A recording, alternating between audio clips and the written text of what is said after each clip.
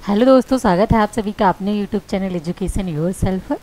आज हम लोग बहुत ही इम्पोर्टेंट टॉपिक के बारे में पढ़ने वाले हैं। वो है हमारा सीडीपी में विकास के सिद्धांत। तो विकास के सिद्धांत, इससे पहले आपको पढ़ाया था यहाँ पर वृद्धि विकास क्या होता है, आपका ग्रोथ और डेवलपमेंट आपका क्या होगा। ग्रोथ और डेवलपमेंट के मैंने हम तो दोनों में डिफरेंट पढ़ाया था। इसके बाद में मैंने पढ़ाया था अवस्थाएँ आपकी कितने से कितने स्टेज तक रहती हैं।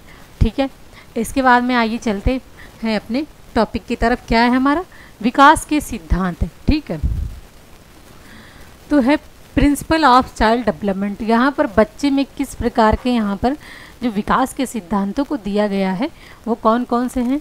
तो पहला हमारा आ जाएगा समान प्रतिमान का सिद्धांत, प्रिंसिपल ऑफ सिमिलर पैटर्न।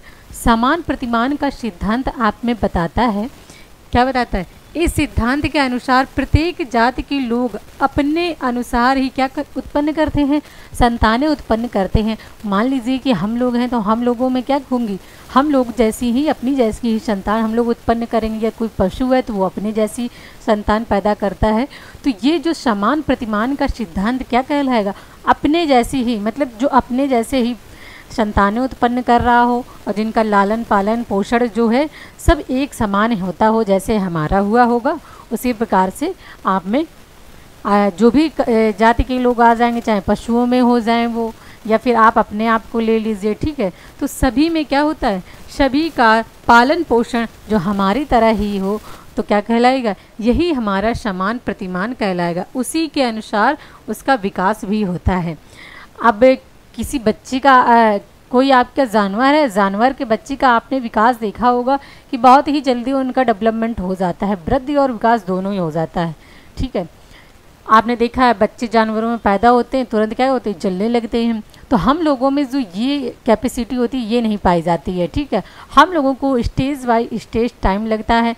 कैसे कि पहले हमारी क्या आ जाएगी, पहली हमारी आ जाएगी भ्रूणावस्था। ठीक है, अवस्थाएं मैंने आपको पढ़ाई थी, फिर शैशवावस्था आएगा, बाल्यावस्था आ जाएगा, फिर आपका आ जाएगा किशोरावस्था, फिर आपका पौढ़ावस्था। तो ये जो अवस्थाएं आपकी चल रही होती हैं यही क्या कहलाएंगे, यही समान प्रतिमान का सिद्धांत यही कहलाती हैं।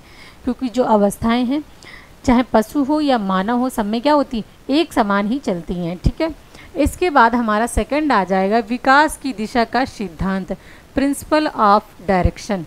तो विकास की दिशा मतलब यहाँ पर दिशा के बारे में बता रहा है कि किस प्रकार से बच्चे में डेवलपमेंट होता है। ठीक है, तो पहला हमारा आ जाएगा मस्काधोमुखी। तो इसको इंग्लिश में आप कहेंगे सेफेलोकॉडल।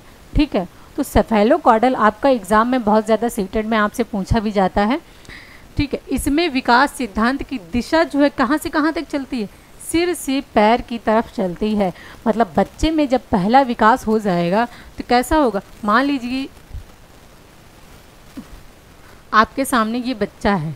ठीक है, तो बच्चे में पहले जो विकास होगा वो किसका होगा, ये इस बच्चे का सिर है। तो पहले बच्चे का विकास जो होगा वो सिर की तरफ होगा, फिर धीरे धीरे उसके पैरों की तरफ, हाथों के आया, फिर पैरों, मतलब नीचे जो डेवलपमेंट जाएगा वो बाद में होगा, लेकिन जो पहले डेवलपमेंट होगा किसका होगा, सिर का होगा। इसी को हम लोग क्या बोलते हैं, सेफेलोकॉडल पोस्ट। और ये बहुत ज़्यादा पूछता भी है इसमें कि सेफेलोकॉडल में आपका लिख देगा क्या विकास जो है पैर से सिर की ओर होगा या सिर से पैर की ओर होगा, ऐसे आपके क्वेश्चन यहाँ पर दे देगा। फिर है समीप से दूरी गामी। ठीक है, तो यहाँ पर समीप दूरगामी का मतलब है प्रॉक्सी मॉडल्स। तो यहाँ पर प्रॉक्सी मॉडल्स में इसमें विकास दिशा के मध्य भाग से बाहरी भाग में होता है, मतलब जो है समीप से दूर की ओर इसमें विकास होता है। तो बच्चे में पहले क्या होगा, केंद्र, मतलब हमने केंद्र को मान लिया, अपने यहाँ हृदय को मान लिया केंद्र। पहले बच्चा क्या करता है, पहले उसके यहाँ कंधों का पूरा डेवलपमेंट होगा, इसके बाद भुजाओं का, इसके बाद उंगलियों में देखा है बच्चे ने लिखना या किसी वस्तु को पकड़ना सबसे बाद में ही सीख रखा होता है। तो जिसमें जो विकास होता है वो कहाँ से होता है, केंद्र से परिधि की ओर होगा। ठीक है, तो यही हमारा क्या कहलाएगा, यही हमारा प्रॉक्सी मॉडल से कहलाएगा। फिर है लोकोमोशन। ठीक है, तो इसमें गति का सर्वप्रथम बच्चा, इसमें जो है गति का देखा जाता है कि बच्चा पहले कौन कौन सी गतियां करना स्टार्ट कर देता है। तो पहली आ जाएगी हमारा रेंगना, मतलब बच्चा थोड़ा बहुत उलट पलट जो करना सीख लेता है वो। इसके बाद बच्चा बैठना, फिर खड़ा होना, अंत में बच्चा क्या करता है, चलना सीखता है। मतलब यहाँ पर भी काम स्टेप बाय स्टेप ही हो रहा होता है।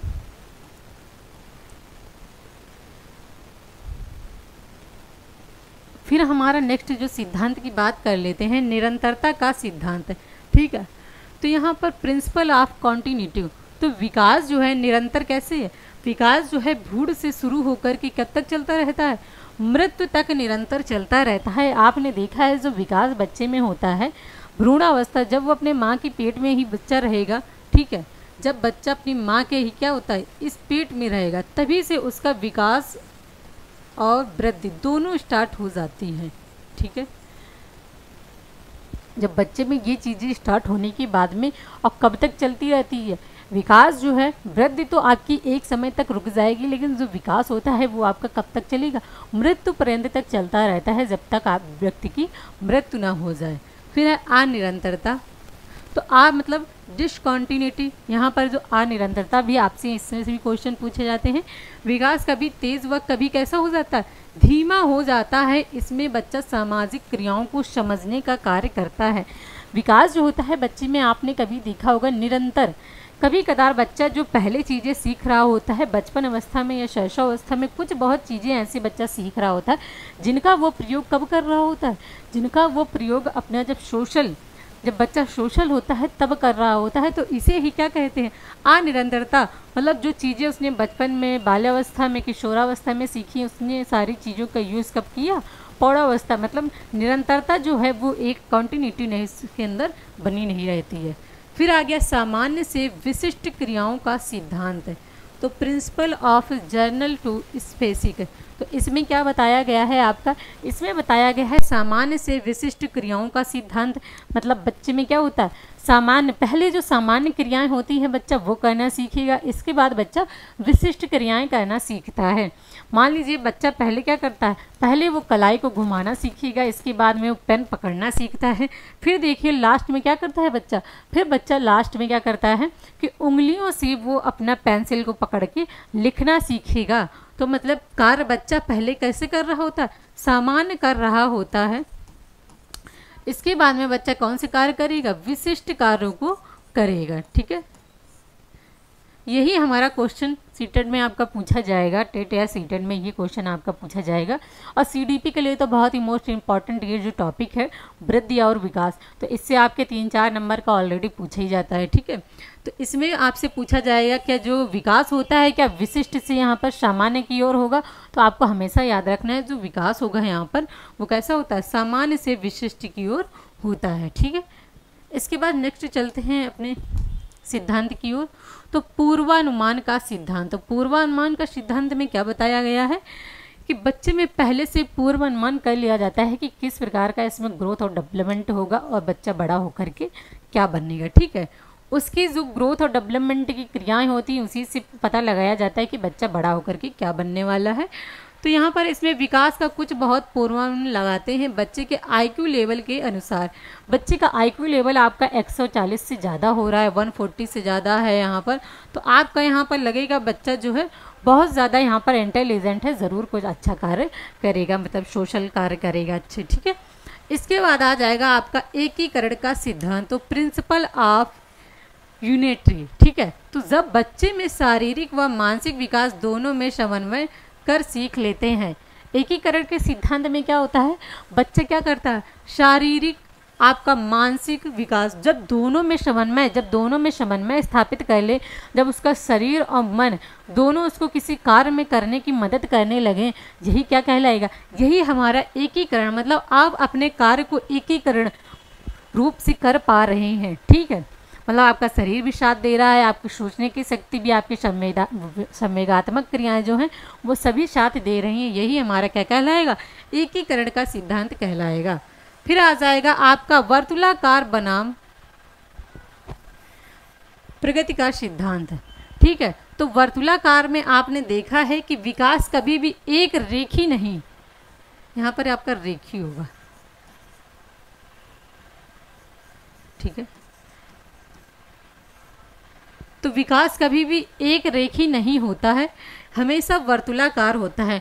मतलब आपने देखा है क्या विकास आपका डायरेक्ट इस तरह से हो जाएगा? नहीं, इस तरह से आपका विकास कभी नहीं होगा।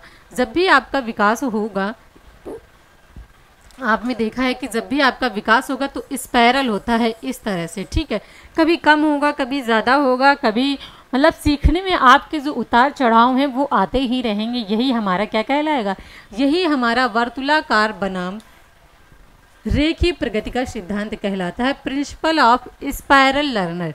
ठीक है, इसके बाद चलते हैं अपने नेक्स्ट सिद्धांत की तरफ।